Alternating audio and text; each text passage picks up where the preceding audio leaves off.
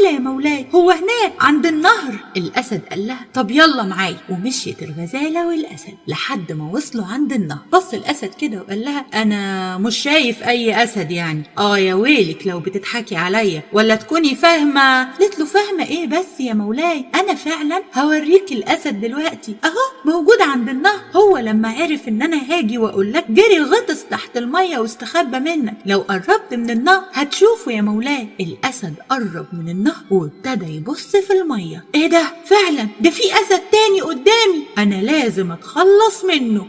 نط الأسد في المية وغرق الأسد. الأسد ما كانش يعرف إن اللي قدامه صورته اللي اتعكست قدامه في المية. وبسرعة رجعت الغزالة لوادي الغزلان. ولما كل الغزلان شافوا الغزالة راجعة بتجري ما صدقوش عينيهم وسألوها إزاي من الأسد هربتي وجيتي. حكت لهم على